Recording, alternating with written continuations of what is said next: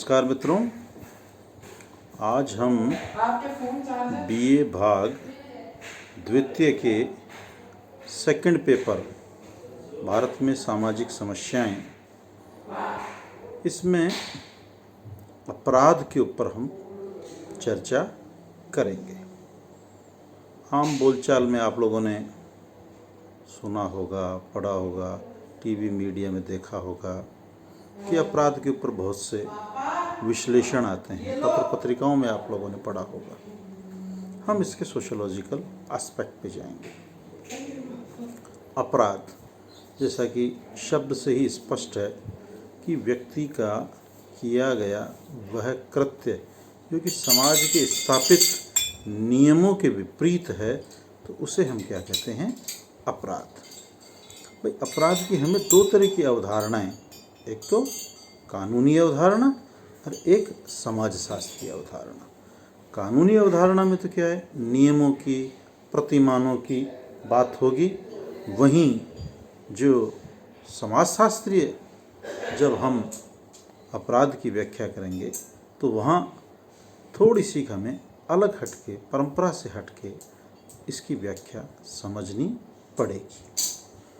समाजशास्त्रीय दृष्टि से अगर हम अपराध की बात करें तो अपराध मानवीय संबंधों में बाधा उत्पन्न करता है। अपराध का निर्धारण प्रचलित सामाजिक मूल्यों एवं आदर्शों के आधार पर होता है। वे कार्य जो सामाजिक मूल्य एवं आदर्शों को तोड़ते हैं अपराध समझे जाते हैं। अगली खास बात है, सोशियोलॉजिकल पर्सपेक्टिव से अगर हम अपराध की बात करें तो अपराध समाज व्यवस्था एवं एकता के लिए खतरनाक समझा जाता है। वह कार्य अपराध है जिसके प्रति सामाजिक प्रतिक्रिया हो, यानी सोसाइटी जिस पे रिएक्शन करे, समाज द्वारा जिसके लिए विरोध प्रकट किया जाता है। अपराध के लिए समाज द्वारा दंड की व्यवस्था भी की जाती है, जिससे कि भविष्य में इस प्रकार के व्यवहार नहीं दोहराए जाएं। ये तो इसके हम सोशियोलॉजिकल एस्पेक्ट की बात कर रहे हैं। और जब हम अपराध के कानूनी ढांचे की बात करें तो उसमें भी कुछ खास बातें हैं, वो मैं आपके प्रकाश में लाना चाहता हूँ।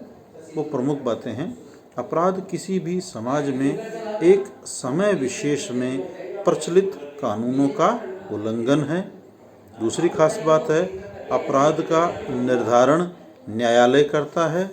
तीसरी खास बात है कि अपराध में अपराधी इरादा होना आवश्यक है। चौथी खास बात है कि इसमें व्यक्ति द्वारा कानून विरोधी व्यवहार प्रकट करना भी आवश्यक है। और अगली खास बात है कि अपराध का संबंध दंड से भी है। और लास्ट बात है कि अपराध का संबंध सामूहिक हित एवं कल्याण से भी होता है। अपराधियों का अलग अलग समाज विद्वानों ने वर्गीकरण भी किया है। अपराध के संदर्भ में कई प्रकार के सिद्धांत भी दिए हैं। अब हम उनके ऊपर संक्षिप्त में कुछ चर्चा करेंगे। जैसे सदरलैंड का अपराध को लेकर के जो अवधारणा दी गई, वो महत्वपूर्ण अवधारणा थी श्वेत वस्त्रधारी अपराध। श्वेत वस्त्रधारी अपराध का अर्थ है वाइट कॉलर क्राइम बोलते हैं हम इसे। वाइट कॉलर क्राइम से अर्थ है कि जब अपराधी जो आपराधिक कृत्य कर रहा है वो अपने पद की आड़ में करे, ताकि वो समाज के सामने उसके आपराधिक कृत्य नहीं आए, तो उसे हम बोलते हैं वाइट कॉलर क्राइम। दूसरा, अपराध के संदर्भ में एक महत्वपूर्ण क्लासिफिकेशन दिया, वो था लोम्ब्रोसो का। लोम्ब्रोसो ने बताया कि अपराधी जन्मजात होते हैं। अपराधी जन्मजात होने से उनका सीधा सा तात्पर्य था कि जो अपराधी प्रवृत्ति के लोग हैं उनके कुछ खास कैरेक्टर हैं, उनके कुछ खास शारीरिक विशेषताएं हैं, जिनके आधार पर हम उन्हें समाज के अन्य प्राणियों से अलग कर सकते हैं। ऐसे ही अपराध के संदर्भ में एक और महत्वपूर्ण थ्योरी हमें देखने को मिलती है, जिसको कि हम बोलते हैं भौगोलिक सिद्धांत। ये सिद्धांत दिया क्वटलेट और ग्वेरी ने कि अपराध का तापमान से भी संबंध है, यानी जहाँ ज़्यादा गर्मी पड़ेगी वहाँ ज़्यादा आपराधिक प्रवृत्ति के लोग हमें देखने को मिलेंगे और ठंडे प्रदेशों में कम होंगे।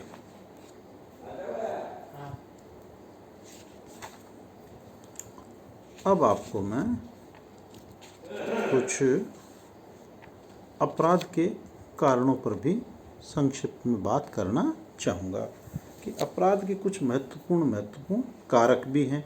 जैसे शारीरिक कारकों में अगर हम बात करें, फिजिकली फैक्टर्स की अगर हम बात करें, तो उनमें सबसे महत्वपूर्ण है शारीरिक कारणों में पैतृकता, हेरिडिटी, कि ये एक पीढ़ी से दूसरी पीढ़ी में हस्तांतरित होते हैं गुण। कहीं न कहीं व्यक्ति के जो जीन्स हैं उसके स्ट्रक्चर में कहीं न कहीं कुछ चीज़ें उसको बाय बर्थ भी मिलती है। हालांकि सोशियोलॉजी इससे पूरी तरह से सहमत नहीं है, लेकिन कहीं न कहीं आपकी जेनोलॉजी है, आपकी जेनेटिक्स है, ये भी कहीं न कहीं आपकी आपराधिक प्रवृत्तियों को प्रभावित करती है। इसमें अगला है शारीरिक अयोग्यता, जिनमें कुछ प्रकृति से ही प्रदत्त शारीरिक योग्यता यानी संपूर्ण शारीरिक मानसिक विकास नहीं हुआ है, वो भी अपराध की तरफ अग्रसर होता है। अगला है बीमारी। बीमार व्यक्ति होता है वो थोड़ा सा ज़्यादा इसकी तरफ अग्रसर है बजाय संतुलित व्यक्ति के। आयु फैक्टर है, एज फैक्टर है, जो ये मिडिल एज के हैं, जो ये थोड़े यंगर एज के हैं, उनमें ज़्यादा है, वृद्धों में, बच्चों में कम है। और बाई सेक्स भी देख सकते हैं, जहाँ पुरुषों में ज़्यादा है, महिलाओं में कम है। और अगला और अंतिम जो शारीरिक विशेषता का कारण है वो है आपकी अंतःस्रावी ग्रंथियाँ, जो आपके ग्लैंड्स हैं, जो अंतःस्रावी जो रस का स्त्रावण होता है, जिसका असंतुलित है, वो निश्चित रूप से आपराधिक प्रवृत्तियों की ओर ज़्यादा अग्रसर होगा। और जिसका संतुलित मात्रा में है वो समाज का एक सुसभ्य नागरिक बनेगा। ऐसी ही मानसिक दशाएं हैं।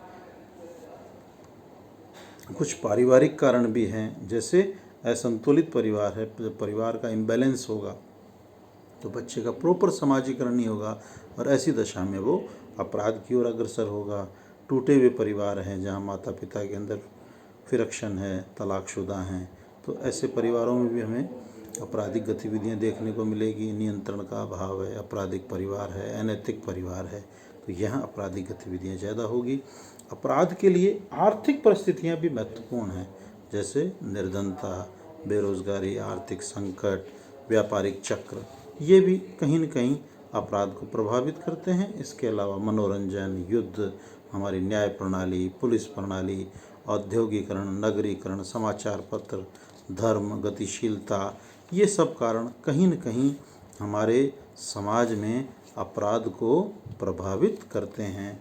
अब अगले व्याख्यान में मैं आपसे दंड के विषय में, बाल अपराध के विषय में विस्तार से बात करूंगा। धन्यवाद।